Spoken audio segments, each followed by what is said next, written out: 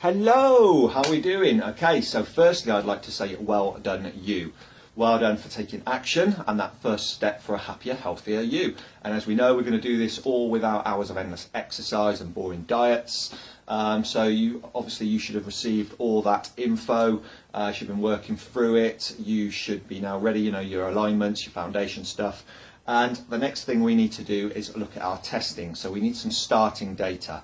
So, if it's got to be realistic, so again, I've sent you all this information, SMART goals, it's got to be specific, measurable, achievable, realistic, time bound. There's no point saying, well, I want to lose a stone in a week or whatever. That's not going to happen, and then you set yourself up to fail. So it's all about process goals. It's got to be realistic. If we're looking at £3 a week, there's no reason why you can't lose a stone of fat over 1 month, and so on and so forth. So what we're going to look at is, we can get really extreme with this, really in depth, fat percentage and so on. But for now, all you really need to start with is measurements, tail of the tape. Tape doesn't lie, and we're going to do pictures as well. And we want this starting data to be able to monitor our progress. So you're going to follow. So we're going to take our starting data. We've got our starting point. We know exactly where we are. You've set your outcome goals. You know exactly where you want to be in this period of time. We've got a deadline. You're going to follow your bespoke online program schedule, and we're going to retest at regular intervals to monitor our progress, because that's going to aid motivation, because progress is progress no matter how small, and the human brain is at its happiest when it's making progress. So if you keep chipping away at these process goals, it's going to have that domino effect. You're going to want more, your confidence is going to build, and so on, and then you're going to hit your overall goals. And the flip side of that, if after 2 weeks of work and we're not hitting our goals, then we need to reassess what's going on. And that could be a nutritional thing, but that all comes back to our mindset and all this stuff you're going to learn as we move forward. So all I'm going to do is take two main measurements, but I'm going to show you firstly is the waist. Okay, so the main one is our belly. We all want to burn the belly. Now I know I'll stand up and just show you, because it's quite a high waistline. It might seem a bit weird. So we're not doing it around the belly, but actually around that belly, because we want consistency.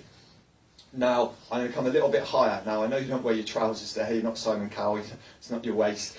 But what it is the smallest part of my torso. So regardless of what's happening with your belly, whether you're bloated, whatever you're eating and so on, if it's getting bigger, it's getting smaller, the smallest part of the torso remains the smallest part.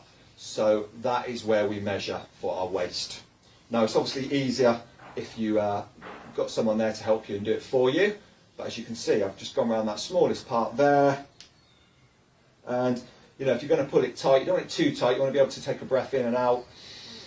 But again, you want it relatively tight, because you want that consistency. I want it to be, if it's slack now, when I come to measure again, it needs to be slack again. So it's good just to get it tight, but to the point of not cutting off your circulation. So there we go. So my waist measurement there with this t-shirt on is 30 inches around there, and that's comfortable. If I pulled it tight, I could probably make it 29 3/4 or whatever, but I want that consistency for when I do it again. So I've got my waist measurement, jot it down. Next one is the chest, and that will be the biggest part of the torso.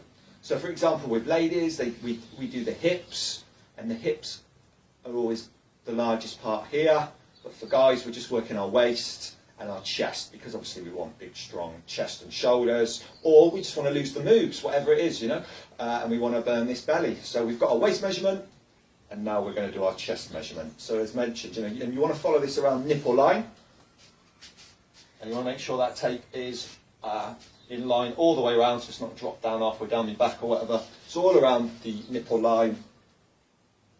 You take the chest measurement, jot it down, and go again. Now, if you wanted to do your arm, your bicep and thigh, they're optional. You can measure down from the shoulder to the elbow. So, for example, if that says 8, that says 14 or 16, I measure down 8, halfway down, measure the circumference around that bicep, and you can do it relaxed or flexed, whatever, but you're going to keep it consistent. So it's halfway down, I've made that measurement, Same with the leg. So from the hip bone to the knee, 16, measure down 8, that is halfway.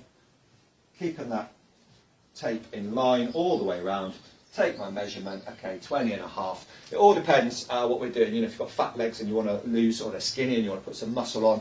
But I would concentrate on taking this waist measurement and chest measurement. And these tape, I picked this tape up from my local shop. It was like 99 pence, not even £1. So yeah, so there's your measurements, chest and waist, legs and arms if you choose. And picture-wise, what I do, we tend to take 3, front, side. Side's always a good one for posture. So you just want to stand naturally, not putting your tummy in. We want honest, consistent measurements and results. And we take a rear one as well. But what we need to look at is consistency in distance. So what I tend to do with my guys is I say, right, stand as close to this wall as you comfortably can without being, you know, nice and comfy. And then I may take X amount of steps back. 1, 2, 3, 4, and then take that picture. Again, if you've got someone to help you, you've got self-timer and so on, but you want to keep that same distance. So when we come to line these pictures up, you'll see more benefits as opposed to this one's here and the next one's here. So we're going to do front, side, again, stand naturally, and as you improve your mobility and your training, following your schedule, you'll find that your posture will improve, tummy comes in. So as mentioned, you know, tail of the tape doesn't lie, and the camera does not lie. So I've just mentioned why we need our starting data. So get to it, jot it down, stick it onto your into the bespoke calendar there, into the app, and follow your program, and then we'll retest again as and when. Okay, until the next time, catch you later.